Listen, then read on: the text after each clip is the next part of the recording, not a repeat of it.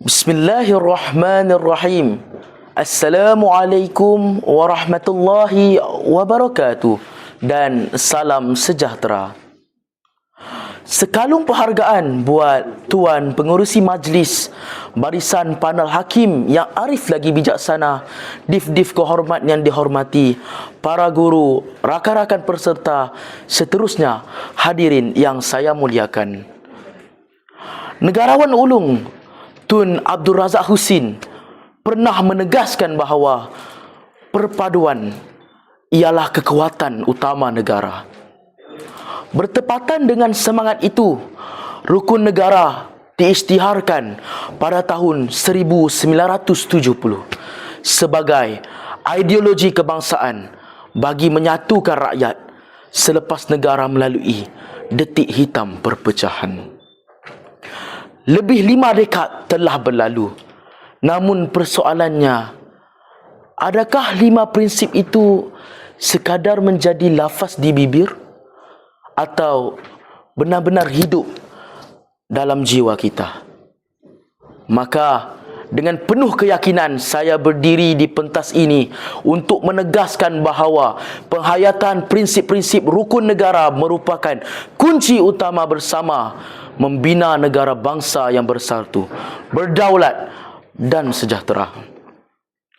Hadirin sekalian, pragmatik saya yang pertama, kepercayaan kepada Tuhan membentuk masyarakat yang berintegriti. Kepercayaan kepada Tuhan merupakan prinsip pertama rukun negara, kerana pembinaan sebuah negara mestilah bermula dengan pembinaan insan. Selaras dengan perkara 3 dan perkara 11 Perlembagaan Persekutuan, Malaysia mengiktiraf Islam sebagai agama persekutuan di samping menjamin kebebasan setiap rakyat untuk menganut dan mengamalkan agama masing-masing. Peruntukan ini membuktikan bahawa negara kita dibina atas asas hormat terhadap kepercayaan, kepelbagaian kepercayaan. Bagi memperkukuh keharmonian tersebut, pelbagai program dialog antara agama dan inisiatif perpaduan telah dilaksanakan oleh Kementerian Perpaduan Negara. Malah menyuburkan persahafahaman, toleransi dan saling menghormati dalam sebuah negara yang kaya dengan kepelbagaian budaya. Dasar perpaduan negara turut meletakkan penghayatan rukun negara sebagai antara asas penting dalam memperkukuh perpaduan nasional. Fakta ini membuktikan bahawa pembentukan masyarakat berintegriti bukan sekadar tanggungjawab individu, bahkan menjadi agenda utama pembangunan negara. Implikasinya, apabila rakyat berpegang teguh pada nilai agama, lahirlah masyarakat yang berakhlak mulia. Hadirin yang saya hormati, pragmatik saya yang kedua, kesetiaan kepada raja dan negara memperkukuhkan kedaulatan negara bangsa. Institusi raja berperlembagaan merupakan lambang perpaduan dan kesinambungan negara. Selaras dengan perkara 32 Perlembagaan Persekutuan, yang di-Pertuan Agong ialah ketua utama negara yang menaungi seluruh rakyat Malaysia tanpa mengira kaum, agama dan keturunan.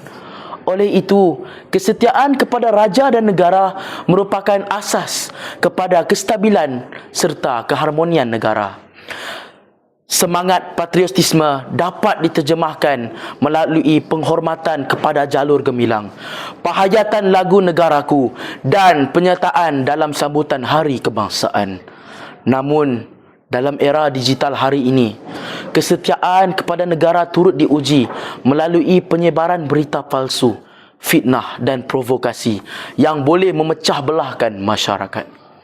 Sebagai generasi madani, kita tidak boleh menjadi penyebar kebencian, sebaliknya menjadi penyebar kebenaran. Pelbagai program kenegaraan yang dilaksanakan oleh Jabatan Perpaduan Negara dan Integrasi Nasional terus menyemarakkan semangat cinta akan negara dalam kalangan generasi muda.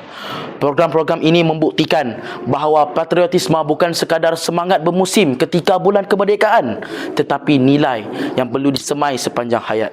Kesannya, lahirlah rakyat yang menghargai keamanan, mempertahankan kedaulatan negara dan sanggup berbakti demi tanah air tercinta. Hadirin sekalian, pragmatik saya yang ketiga, kesopanan dan kesusilaan menyemai keharmonian masyarakat majmuk. Kemajuan sesebuah negara tidak hanya diukur melalui pencakar langit yang menjulang tinggi atau teknologi yang semakin canggih, tetapi turut diukur melalui akhlak rakyatnya. Hari ini, media sosial membuka ruang komunikasi tanpa sepadan. Namun, di sebalik manfaat tersebut, kita masih berdepan dengan isu buli siber, penghinaan, fitnah dan ucapan kebencian yang mampu meretakkan hubungan sesama masyarakat. Situasi ini sesuai seperti peribahasa Melayu, kerana pulut santan binasa, kerana mulut badan binasa. Oleh itu, setiap patah perkataan yang kita ungkapkan mestilah mencerminkan adab dan nilai murni. Pelbagai kempen kesedaran berkaitan etika komunikasi dan literasi digital terus dilaksanakan bagi membentuk masyarakat yang lebih berhemah ketika berinteraksi. Implikasinya, apabila masyarakat mengamalkan budaya hormat menghormati, perselisihan dapat diselesaikan melalui hikmah, manakala perpaduan akan terus diperkukuh. Jelaslah bahawa kesopanan dan kesusilaan merupakan jambatan yang menghubungkan kepelbagaian rakyat ke arah pembinaan sebuah negara bangsa yang aman dan harmoni. Hadirin sekalian, kesimpulannya, pembinaan negara bangsa bukanlah tugas pemimpin semata-mata, tetapi amanah seluruh rakyat Malaysia. Kepercayaan kepada Tuhan melahirkan rakyat yang berintegriti, kesetiaan kepada raja dan negara, mempertahankan kedaulatan tanah air, manakala kesopanan dan kesusilaan menyatukan masyarakat yang berbilang bangsa dan budaya. Marilah kita menjadikan rukun negara bukan sekadar ikrar yang dilafazkan pada setiap perhimpunan, tetapi kompas yang memandu setiap tindakan kita.